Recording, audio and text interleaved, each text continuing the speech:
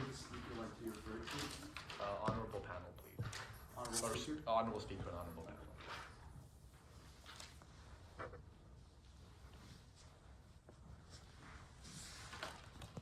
Whenever you're ready.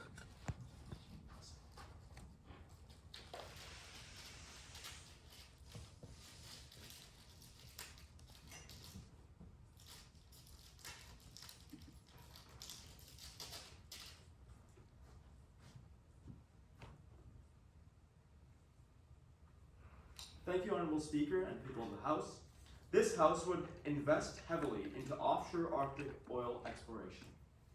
Now, before we get into this critical conversation, which will shape not just current times, but the oncoming 100 to 250 years of the Canadian economy, based on the geographic implications of the Arctic region and our sovereignty claims to it, let's get into some definitions for this motion. So, by investing heavily, we will be investing a specific amount of $10 billion annually for the next 50 years for this long-term vision, which will be giving results in a medium-scale timeline. Now, offshore refers to the Canadian oceanic territory and land, which is a sovereign claim of Canada. The Arctic refers to the Arctic region within Canadian territorial bounds. Oil exploration is the active pursuit of oil exploration through geological research, testing, and the pursuit of science, both scientifically alongside Indigenous stakeholders. In the spin-off, it will create developing resource industries of rare earth metals, gold, diamond, cobalt, lithium, lead, and various other resources in the Arctic region. Now, before we get into more specifics about the model, let me just tell you, the Northwest Passage is expected to open up in the next 100 to 200 years, providing Canada with a critical geographic advantage, limiting the shipping distance between Europe to Asia. Now, this is a critical shipping route, which also will open up critical resources for our country, developing wealth, capacity, desirability for the territories, while also promoting the economic equity, developing a diversified economy which boosts both the domestic industry and increases national exports to the global community. Now, competition does exist, as side opposition will and should be getting into later in this debate. Competition exists with the United States, with Russia, with Greenland, with China, but we must develop capacity to compete for the North to ensure our own sovereignty. So let's get more into this model.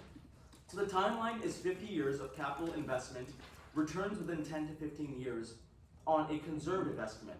Now, how much will it be again? It will be $10 billion annually for the next 50 years, which is actually not that big of an investment, talking about how much of an advantage this is going to give us in the future. So this will be a government investment.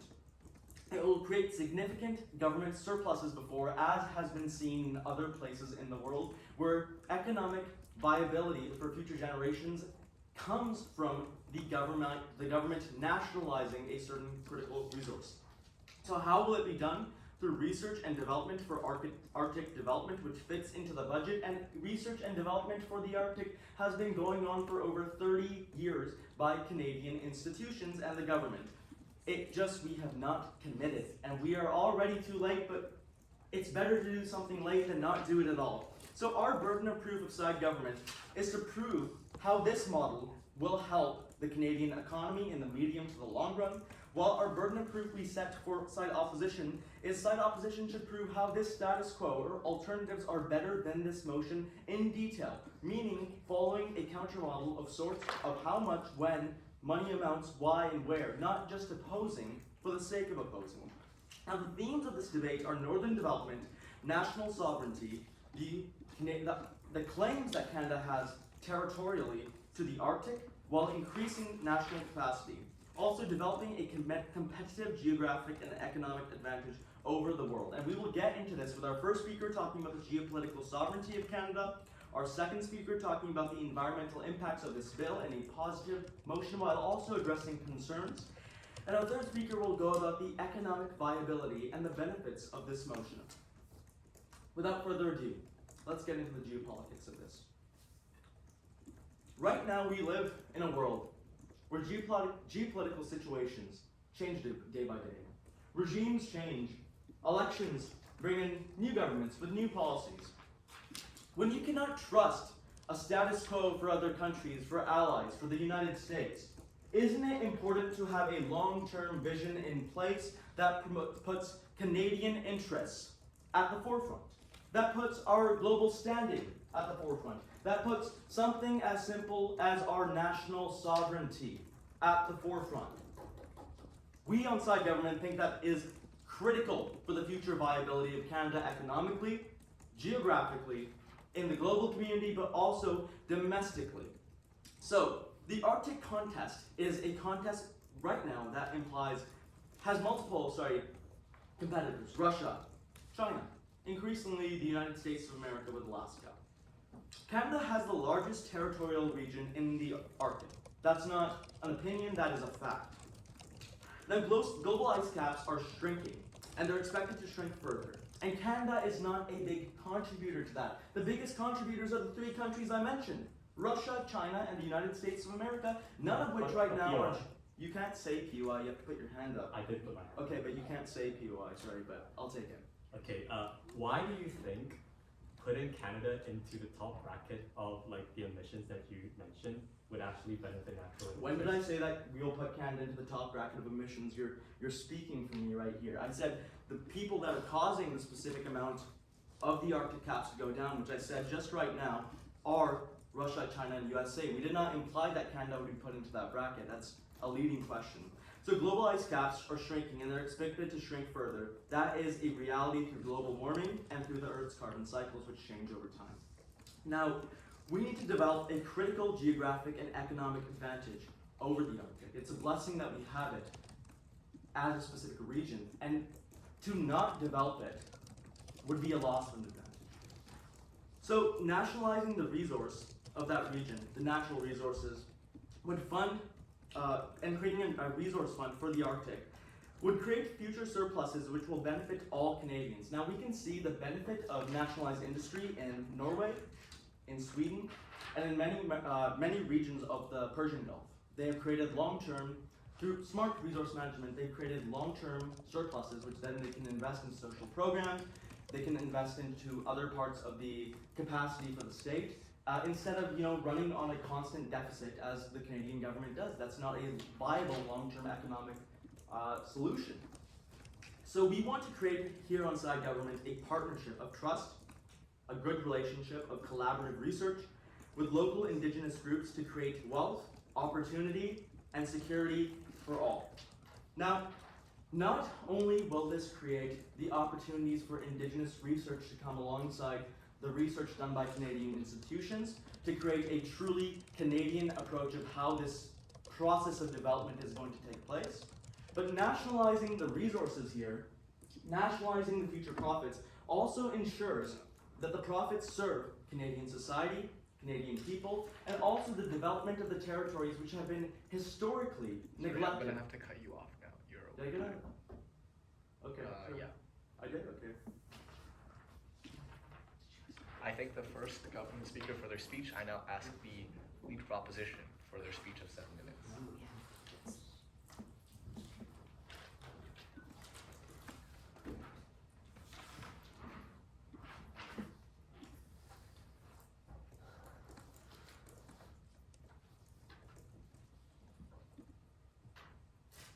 Okay, are all judges ready? Also, is it possible to give me like signals with like how much time is left instead of just the like if you could like show me like if there's like 3 minutes left, 2 minutes left, 1 minute left. Yeah, sorry, but I didn't even, in the speech, didn't really. Okay, we can do a. Do you want to do like a 10-second countdown? 3-minute countdown when there's 3 minutes, 2 3-minute minutes, warning. 1 minute. What is it? And then 30 seconds, you go like Yeah, 30 seconds. I'm pretty sure the JDC rules state that you just get the 1 minute grace period Okay. signals. So okay, then that's fine. I can just just like keep that in mind. I'll just use this. Yeah. Needs to also be- But you're also allowed to time yourself. I will so make keep it louder. track of your own we time. low-key forgot one, so I'm using someone's watch and I don't have good eyesight, so if you see me Okay, let me know. I'll do it louder. Okay. Like that's heard? Yes. I got you guys. Thanks, guys. Are all judges ready? Yep. Yep, okay, perfect. In a world where we have an obligation to protect our planet, to protect the people, and to protect future generations, it is critical to avoid unnecessary disruptions, especially in incredibly vulnerable areas. Thank you, Honorable Speaker. The resolution before the House today is this House would invest heavily into offshore Arctic oil exploration, and we, on side opposition, strongly believe that this resolution must and will fall. Now, I'd first like to get into some refutation from what we've been hearing from the other side. First of all, what I want to point out is that the proposed idea of investing $10 billion is simply not enough. Like, the Arctic, we have to recognize, especially because we're going offshore, we're looking at the water, it's fairly undistracted right now. There isn't enough infrastructure, enough resources, enough research already. And like, expecting actual change and returns from $10 billion is just ridiculous. It undermines just how expensive and unrealistic it is, because we are literally going somewhere so far away from Canada. Like, we have to ship. Just the location is expensive. Just the fact that there's no infrastructure is expensive. Not now, please. Second of all, we keep hearing this idea of like national sovereignty, and they conceded like the Arctic is shrinking. And so they noticed that. Why should Canada contribute to this pre-existing issue? When they did that response to the POI, they neglected to understand like Canada is inevitably going to contribute to the carbon emissions and contribute to the world's environment deteriorating once they do this. Like, I don't think they recognize the fact that drilling means you are going to become a contributor to carbon emissions. You are going to make it worse. And it's just so unrealistic to ignore this. I also want to recognize like this whole program about like the whole point about social programs and how we're going to be able to help society. I think it's important to recognize this is not exclusive to actually investing in the Arctic. Like, this debate is about going offshore, researching the Arctic. There are a lot of ways for the government to make money and get oil. Why is the Arctic and researching and exploring that the best way? They don't actually prove that. Yeah, you get money. Why does it have to be from the Arctic? It doesn't prove why we have to tap into this place and put money towards that. Not right now, please. Now, I'd like to get into our first point, which is about environmental risks. Like I've explained clearly, the Arctic is fairly undisrupted. There are a lot of species there as well that are at risk for extinction, both on land and in water. Global warming has already led to high risks within this region. We have already seen impacts with sea levels, wildlife, and the size of the Arctic in an irreparable way, and these impacts have been irreversible. The question that we have to ask is, why are we going to make things worse? Like, why is side government encouraging us to enter this high-risk area? At its best, this is irresponsible, and at its worst, it is negligent. And there's so many impacts that we can see from this. A, it's going to increase our carbon footprint. When we travel further away and we develop this infrastructure that's needed, we are generally, yes. Okay, a quick question. First of all, please define what you mean by offshore, because we gave a definition and it doesn't seem that you're following it. Secondly, Offshore, like the actual word offshore means it is in the water. yeah, like that is what the word specifically, means. but it's also specifically in Canadian sovereign territory. Okay, but the word means that it is in the water, and you also can't reply to a POI. Like, I don't know what's going on. Like, generally drilling offshore has high emissions that can't be reversed, especially because it's so far away. We're gonna be constantly, shipping resources, shipping our outputs, shipping our inputs. All of that means that we are detrimentally and rapidly increasing carbon emissions and harming our environment. We are increasing the process of the Arctic melting, so we're going to be increasing our carbon footprint. That is exactly what Canada should not be aiming to do. And then B, we're going to be increasing our sea levels, which is very, very important to this debate. When we increase drilling, we are speeding the rate at which sea levels will increase, because we are directly altering the speed at which snow is melting, even if it's offshore. Okay? This is especially concerning because we are dealing with this vulnerable area. We are counteracting the sustainability commitments we have made, speeding up these harms in an irreparable way. First of all, we're not going to meet the UN's net zero target, which severely impacts our global position in terms of sustainability and climate change. Second of all, this sea level will harm local seaside communities. This will impact the fishing community, and it's going to be so damaging. And third of all, it's going to cause global harm. Not only is it going to harm Canada and other neighboring countries when we increase these sea levels and increase global emissions, but countries across the Pacific will be impacted. This means we're going to see more natural disasters, intensity, flooding of underdeveloped communities, and more. And the environmental harms are going to be felt by other countries. The irreversible damage to the Arctic means this decision will alienate and harm our country. That is what we are not hearing from their side of the house.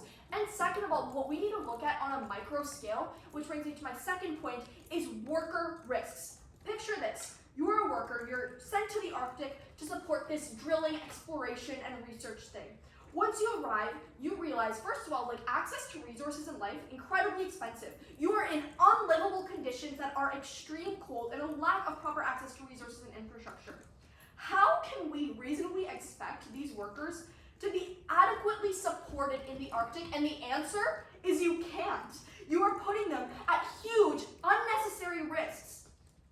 The Arctic, at the end of the day, there's a reason why we don't have giant cities in the Arctic, guys. It's because it's not a safe area to live. It's not a safe area to work. And I don't understand why we would willingly go out there, like out of everything, we would go out there. Because you are exploring undisrupted areas. You cannot reasonably send the everyday Canadian out there, and it's just ridiculous. If a worker needs to go to the hospital, if a worker needs urgent medication, where is the nearest hospital? Even if we look at like the Northwest Territories, which is closer than the Arctic, it's $30 to buy milk.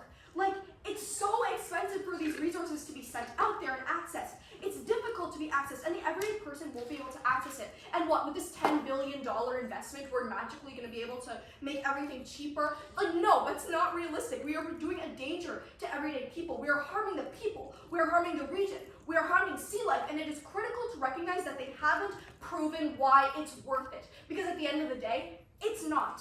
The government investment isn't enough to make the area safe. It isn't enough to offset whatever outputs we're going to be getting. And at the end of the day, we should be prioritizing the long run, and we aren't seeing that on their side of the house. Thank you. I thank the Leader of Opposition for their speech. I now ask the second government speaker for a speech of 7 minutes.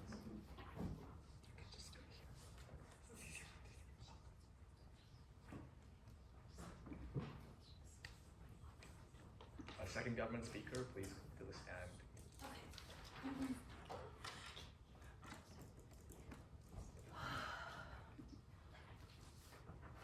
Whenever you're ready. Good evening, ladies and gentlemen, honorable speaker. My name is Emily, and I am very excited to propose this motion. But first, I would like to give in some rebuttals that side opposition has brought forth.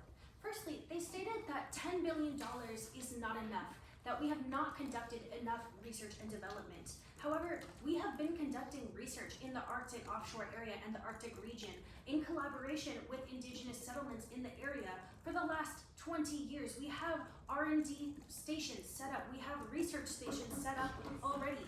Furthermore, on the $10 billion is not enough.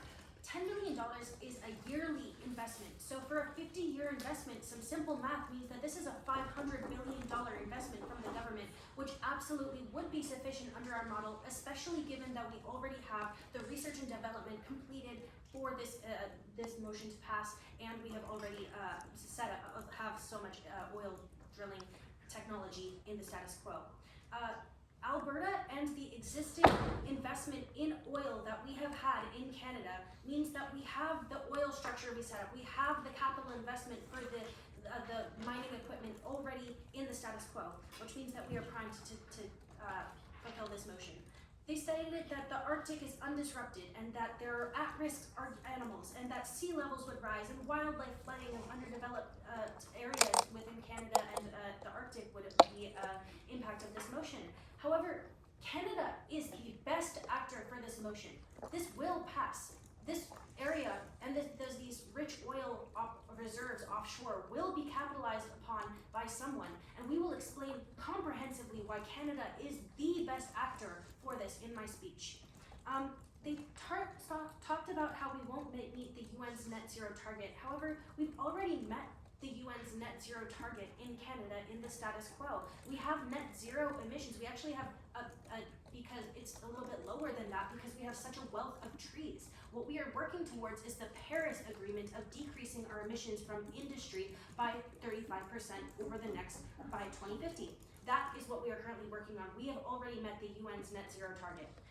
They talked about worker risks, how workers in oil fields in Canada, but workers in oil fields in Canada face similar risks, and we have infrastructure set up for that. They stated that we don't have giant cities in the Arctic because of these risks, but we don't have giant cities in the Arctic because first off, it's the ocean, so we can't have cities in the Arctic Ocean.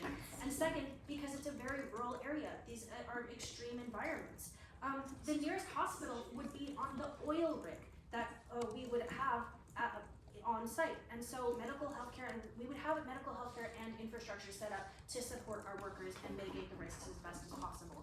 But let's talk about why we are environmentally poised to take this. The fact of this debate, and something that we must keep in mind in the forefront of this debate, is that we live in a competitive political world. If we do not take advantage of our geographic proximity to the Arctic, then the other major players in this game of Russia, of Greenland, Alaska, and China will invest and will capitalize on this opportunity and capture the market share.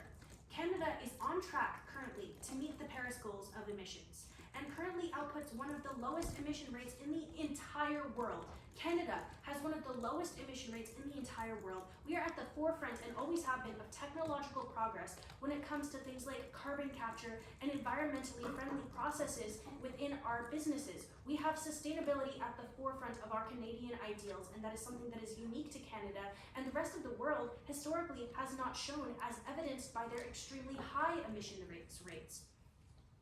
We have a wealth of trees. We have clean energy regulations. We have emissions caps that are very strict. We have pipeline regulations for oil. These are Bill C-69 and Bill C-72 specifically within the Canadian government that regulate the clean energy emissions and the emissions caps that mean that we are not going to be going out and polluting if we take this as an endeavor. The USA, on the other hand, is one of the largest and most aggressive polluters in the entire world. They are less environmentally conscious, more driven by only economic profit, but you would seem to Do you disagree. not agree that you're inevitably going to pollute the Arctic when you go out there?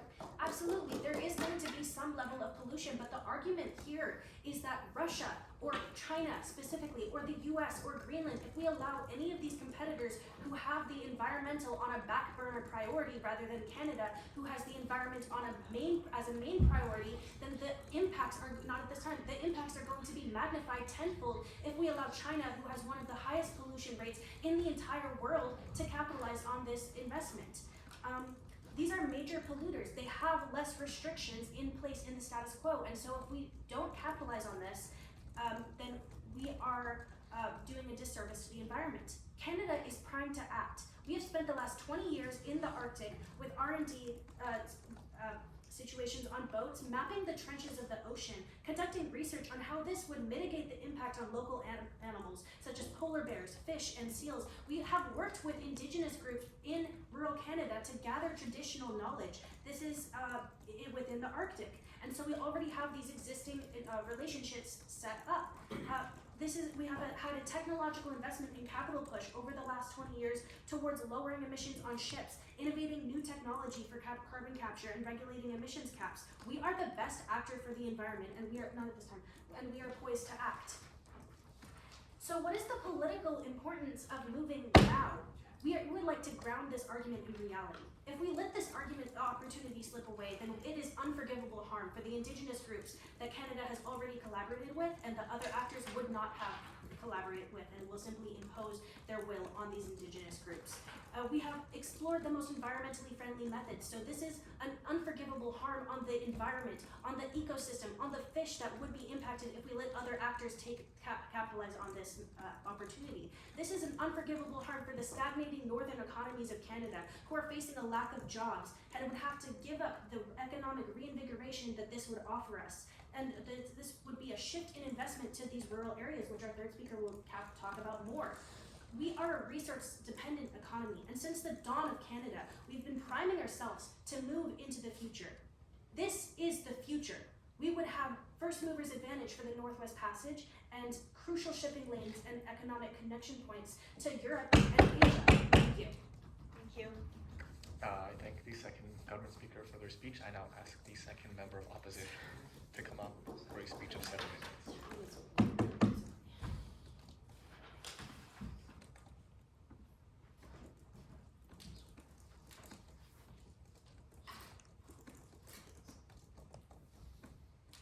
Okay.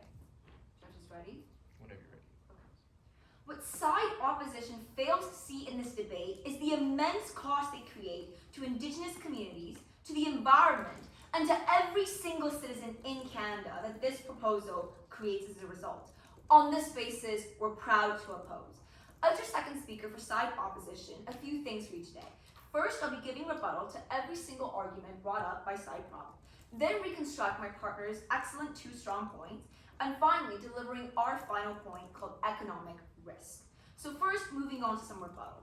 Side proposition's first speaker gave you this idea on geopolitics and how investing in offshore drilling is going to put Canada at the forefront, competing with Russia, China, and the US.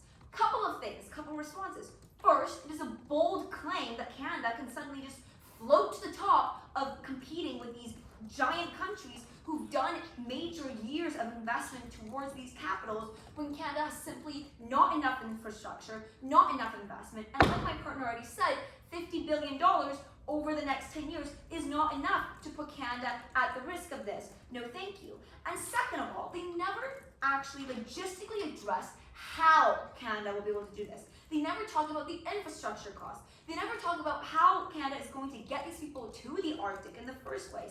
And they just make claims, but never back any of this up. And second, they give you this point on Indigenous collaboration and how this will benefit Indigenous communities. And again, two responses. First of all, they never prove why there's an incentive for the government to first put these workers for Indigenous people. And second, they don't explain the incentive for these Indigenous communities to want to work in the Arctic. We believe that on side opposition, nobody actually wants to work in the Arctic. Nobody wants to be extremely cold, to be in under 40-degree weather every single day. There's no incentive for these people to work in the Arctic in the first place. But you seem to disagree. So did side government not address this question of how it will be paid for? When we mentioned $10 billion annually for 50 years. Okay, I understand your point. $10 billion for 50 years. Where are you getting this money from? Are you going to be taxing everybody? Are you going to be, no thank you. You can't just get money from 10 billion people and put all these resources. Nobody wants to waste their money on an economically risky project. But second of all, their second speaker then brings up the 2 points of, oh, we already have research and we've already collaborated with Indigenous communities in the Arctic. Again, a couple of things. One, there are no living Indigenous communities in the Arctic Circle. Who are these communities you're talking about? Polar bears? Penguins? There's no communities living in the Arctic. It's not Canada. They cannot feasibly argue that Canada is the Arctic. They fail to understand that. But a couple of things. Where are they going to be getting this money? There's no Indigenous communities that collaborated with them. There's no investment. No thank you. They're not going to be able to get this.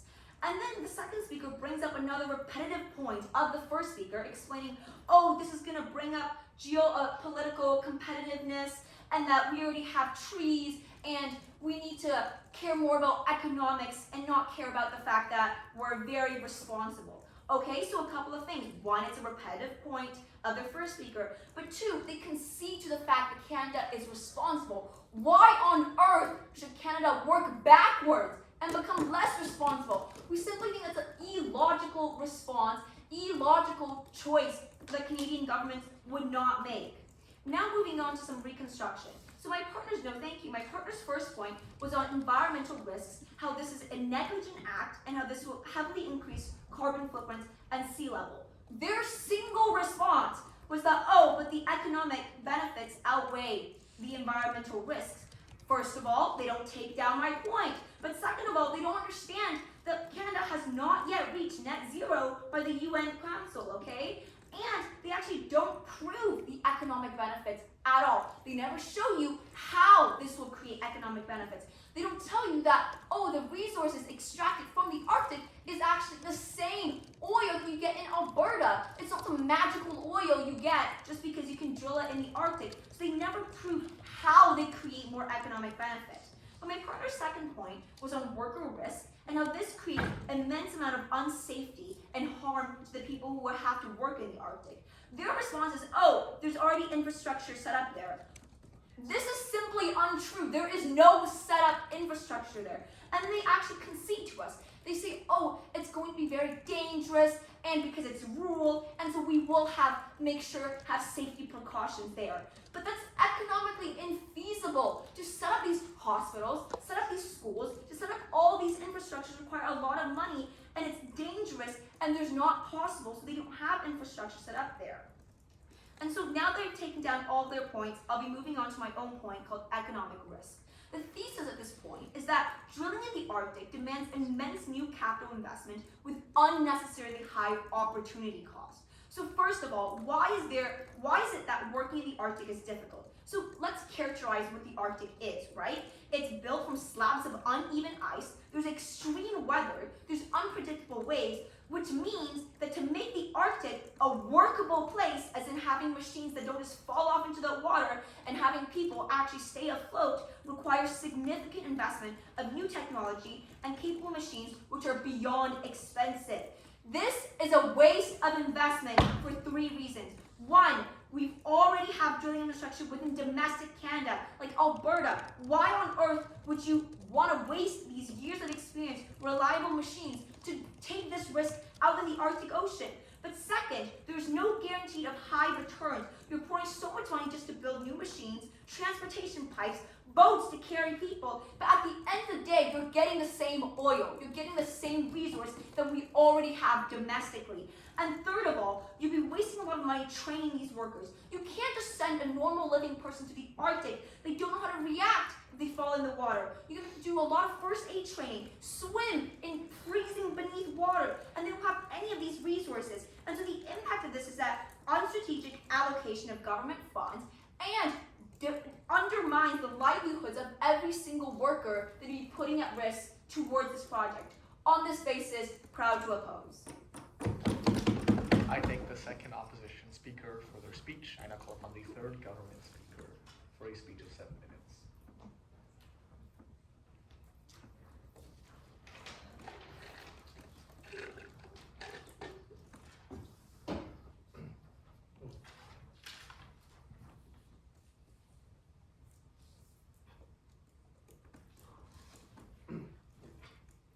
Thank you, ladies and gentlemen, and honorable speaker. And thank you to side government for their very passionate speeches so far.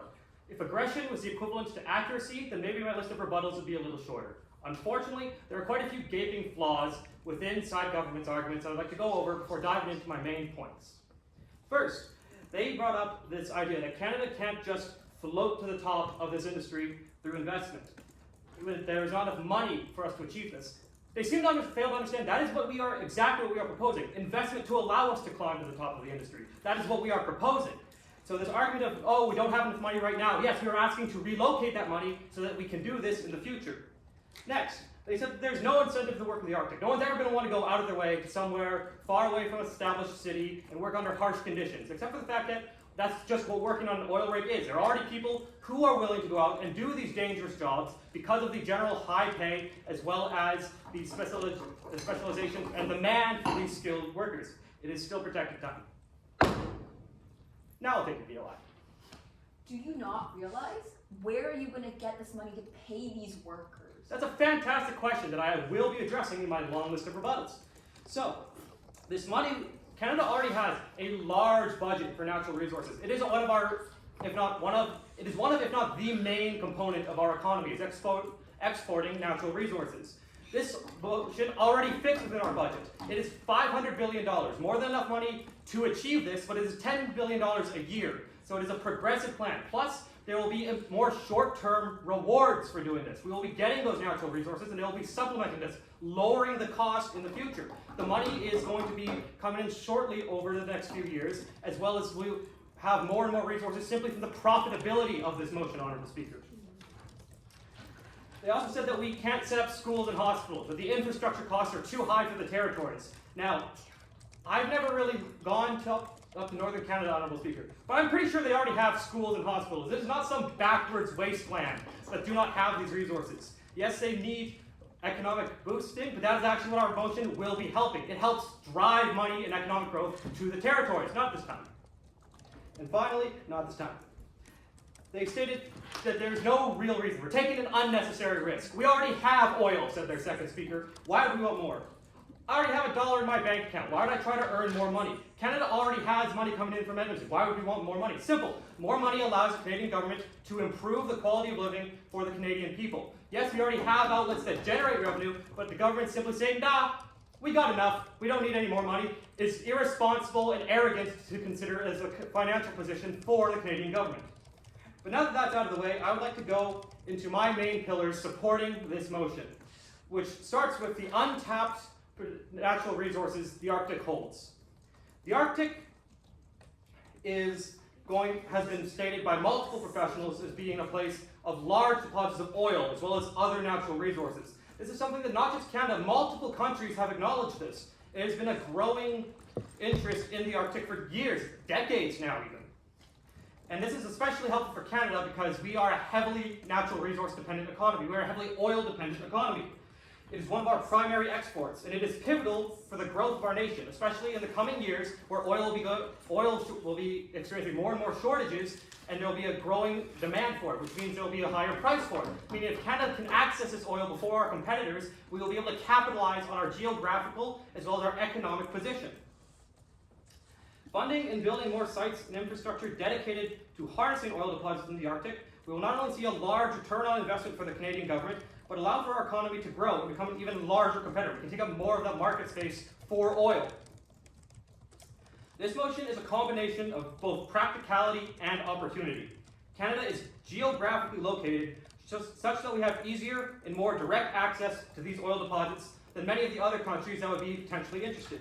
And of those countries that are our primary competitors, as my first speaker mentioned, they currently have other issues geopolitically that are stopping them from investing the resources Canada could be investing in. We have more opportunity than they do at the present moment, which is why this motion greatly capitalizes on it.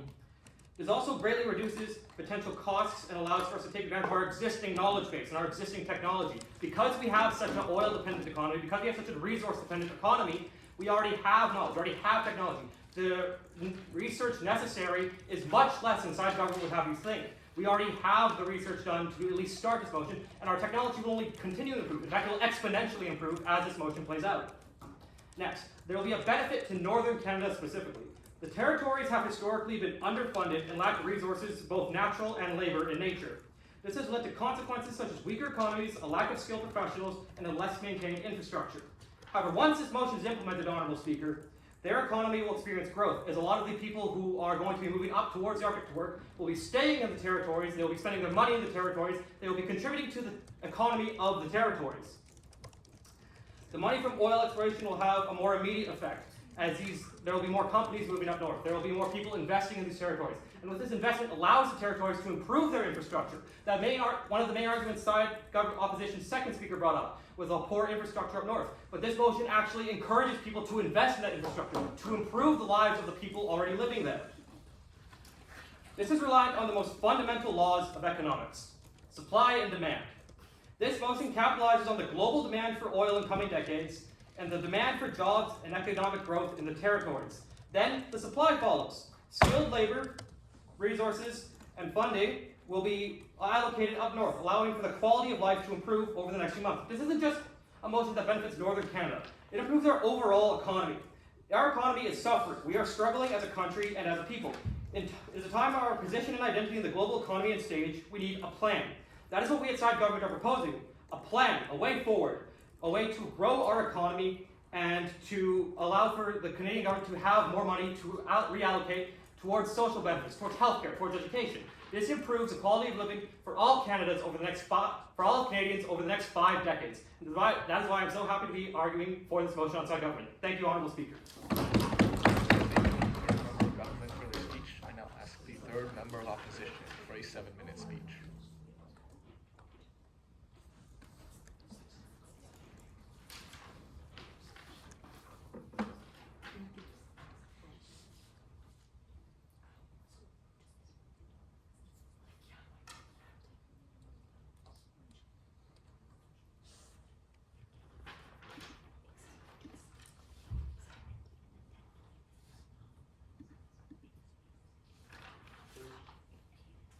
Third speaker, are you ready? Yep. Oh yeah, and please refrain from talking during the round because that that's not allowed. Yeah. Don't talk during the round. You're not allowed to talk during the yeah. I'll start in 30 seconds because I have no idea how to work in watch. I don't think you can do this. Oh, you don't? Okay. No, I think it's just like. So I'll start in like in 20 seconds.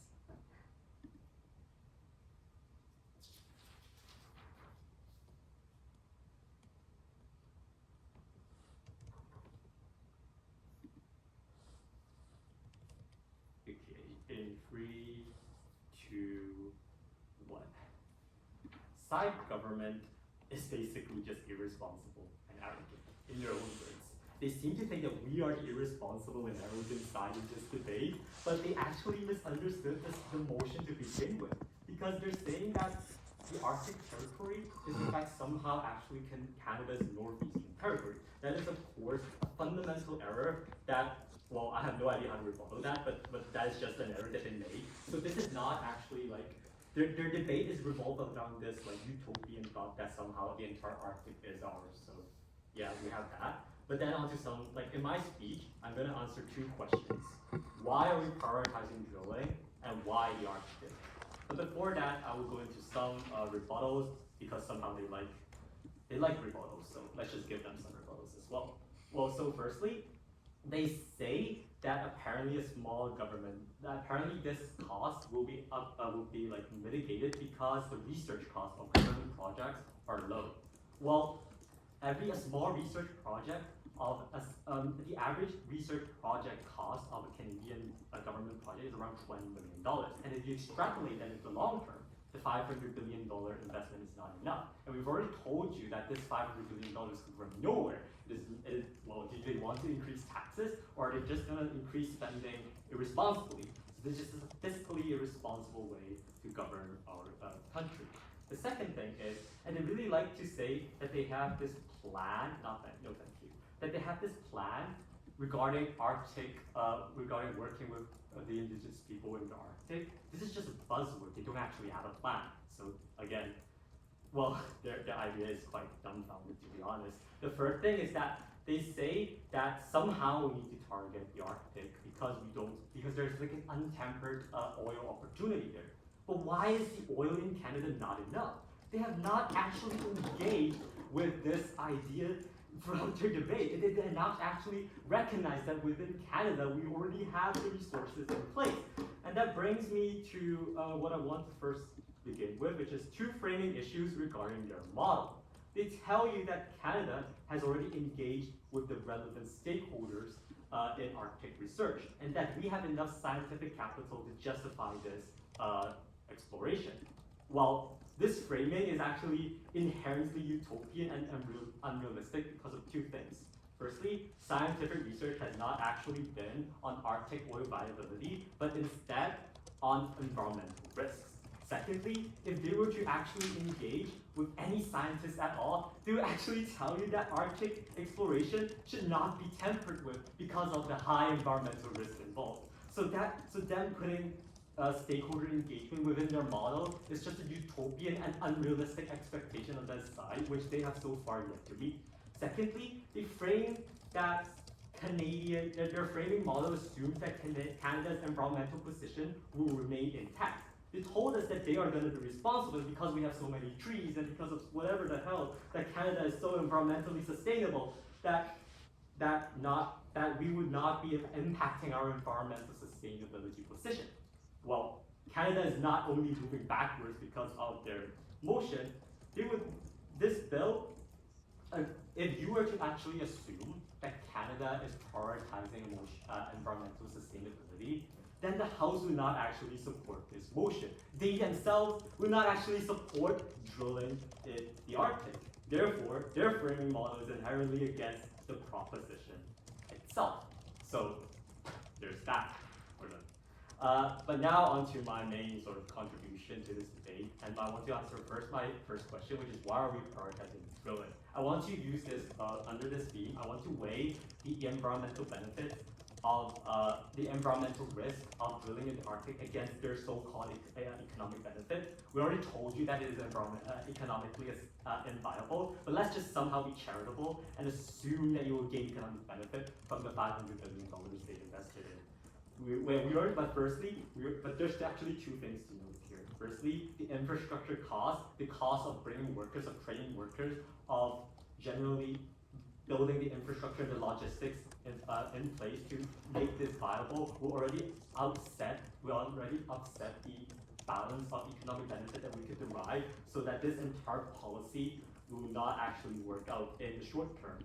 And so their policy is essentially a low return, high investment policy that I guess in any business sense, given that there are also business students who would know that this is not economically viable. But there are also the second thing here, and they seem to misunderstand this as well, is that the Arctic is not ours.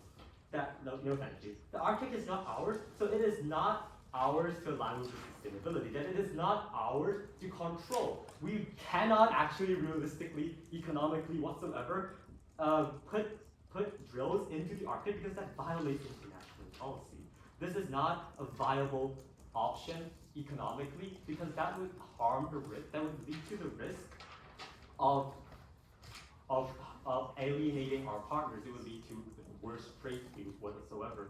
That would be a big harm in terms of economics. In terms of environment, and let's just weigh all this economic benefit, let's weigh this against the environmental risks. We already told you of the environmental risks, and their response is of course that somehow they would prioritize the environmental sustainability. That would not be the case. If you prioritize environmental sustainability, you will not support this argument. Lastly, I want to go into the second question. Why the Arctic? They tell you that we are geographically closer, but actually the Arctic is still very remote from Canada. Would you actually say that Mexico is close to Canada? Because that is actually the same distance you would need to get to the Arctic. So if you were to say that, well, going to Mexico and getting a taco is economically viable, then, well, go for this bill. The second thing is on their comment about global demand. This global demand is for oil, but not only for oil, it is also for sustainable practices. It is also for sustainable renewables, and we have already talked about that. So their speech, their entire argument is not only negligible of the environmental risk, but also irresponsible governance because they're basically putting capital where capital should not be, and that is why I'm so proud of this policy. I thank the third opposition speaker for their speech. You guys now have 2 minutes of prep before the opposition replies.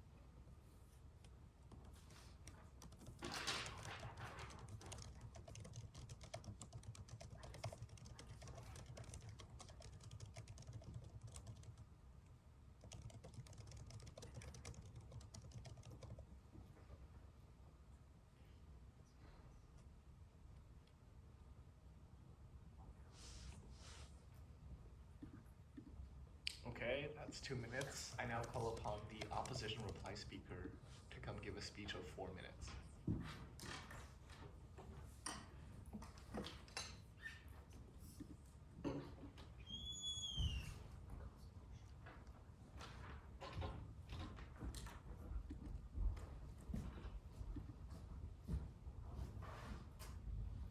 Whenever you're ready. No POIs during the reply speech. My time starts now. Side proposition sees the world through a naive and childish lens that does not prepare Canada for the world stage. It is on this basis I am proud to oppose. As a reply speaker, I'll be boiling this debate down to 2 themes. First, on the theme of economy, and second, on the theme of environment. So first, let's talk about the economy. What did side proposition tell you? They told you that, oh, this comes with high reward and that by drilling offshore in the Arctic will benefit indigenous communities. But again, a couple of responses like we mentioned. They never outlined how this will create more opportunities for indigenous communities, given the fact that there are no indigenous communities in the Arctic. But second, they give you more buzzwords, but outlined by the first speaker, this creates economic equity. What does this even mean? They never explain how this will create more job opportunities or who has the incentive to give these job opportunities to the indigenous communities, and they don't explain the incentive for workers, for an average worker in Canada to want to go into freezing negative 50-degree weather to work. And they say, oh, it's okay because we'll just pay them. Where are you going to get this pay from? Out of more money, out of more pocket from the $500 billion you're already investing in just infrastructure as a whole? Their side is economically infeasible in general. But then they also tell you this point about, oh, this will level up our geopolitical status. We'll be able to compete with Russia, China, and the US. But again, they never explain how Canada can do that. Their entire logic of their side relies on claims with no reasoning to back up anything. What did we tell you under economic? We told you that it's infeasible, and we told you that it creates significant economic risk, which we don't need to take because we already have economic availabilities within domestic Canada. We already have Alberta oil, and they never engage why this Alberta oil is not enough. They never tell you why domestically we can't just use the oil that we already have.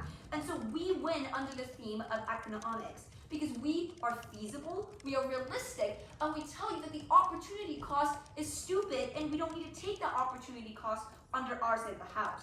Now moving on to the second theme of environment. What do they tell you? They told you that, oh, Canada is environmentally responsible domestically because we have trees and all these good things, so it's okay to be a little bit irresponsible abroad. A couple of responses. One, this is simply illogical and immoral. Principally, why on earth would you justify an external cost just because internally, domestically, you're responsible enough? We don't think Canada as a government would do this. But second of all, they tell you that, oh, Canada is a leader in sustainability, and so it's okay if they take this risk. Either way, they would be contributing to carbon emissions and be diluting Canada's valuable proposition and good position, and so we'll be undermining our years of investment in becoming a global leader. We'd be going backwards in time, which again, we don't think is a logical progression we should be taking. What do we tell you under economics, under environment? We told you that it's a huge environmental risk. It would be contributing to more carbon emissions because you would physically have to transport oil abroad, overseas, and they just don't explain any of this, why this harm is mitigated to the environment under their side. They just sort of outweigh it with economic benefits, but again, they don't even prove the economic benefits, so their entire substance falls. And so we win under the basis of principles for environmental.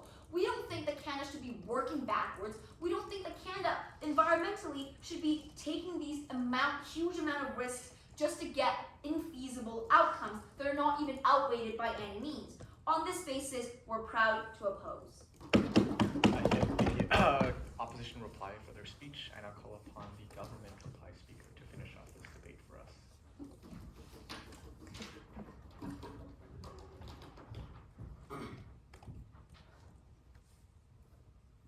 Good afternoon, ladies, gentlemen, honorable speaker.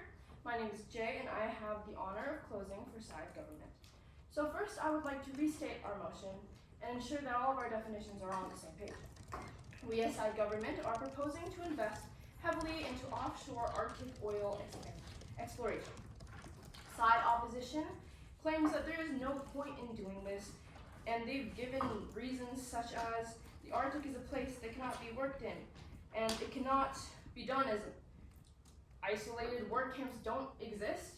They have framed it in a way that makes it seem like we are trying to build a city in the middle of nowhere in the middle of the Arctic. Isolated work camps have existed and have existed for a very long time. They are repeatedly questioning who's going there, who's going to go there and risk their lives, as if the trades industry in Canada has not been one of the biggest industries that has been holding up our economy for a very long time. They claim there's no infrastructure, but the reality is we do have infrastructure, a long history of continuous changes and other thought out, very in-depth ideas about how we can make everyday camp life accessible and more safe. Realistically, diamond mines in the Yukon do exist. Those conditions themselves are very risky and have been done before. We do have that as a baseline to work off of. They're acting like the $10 billion annually will not be used to ensure that the camps we set up are safe. They're making it seem like that money is solely going to send random citizens to the middle of nowhere in the Arctic, rather than it is a long-term plan where this money is used to develop safe precautions for these people. Another point I would like to bring up is that side opposition seems to think that this won't help Canada at all. They believe that this is a random choice where we don't need this. Alberta has oil is what they keep repeating, but the reality is Alberta is at unrest. Alberta is upset that a lot of the economic pressures has fallen on their shoulders. By passing this motion, we open a new area where we can relieve that pressure. Alberta wants to leave Canada and be their own because they feel like we are depending way too much on them, and we do have access to these resources, so we would like to utilize that and make it even. It is not like having oil supply in one area is sufficient enough for the future of Canada. They keep repeating that we're working backwards, but in reality, this is for the future of Canada. That unrest in Alberta won't stop unless we do something about it, and by tapping into these offshore Arctic explorations and mining oil there, we are doing something about it. Not to mention, I would like to redefine offshore, as they seem to think it is just random parts of the Arctic that we don't own. But in our model, we did define that as offshore sovereign areas that do belong to Canada. So those are in fact ours, and we should in fact be able to use them. That being said, this motion is for the Canadian people. This motion will push our economy in a better space, and that in turn will benefit Canadian citizens alongside Canadian businesses, workers, as well as our quality of life. This motion does not hurt anyone, it actually helps them, as our northern territories will benefit. I thank the government reply speaker for their speech. Now, both teams can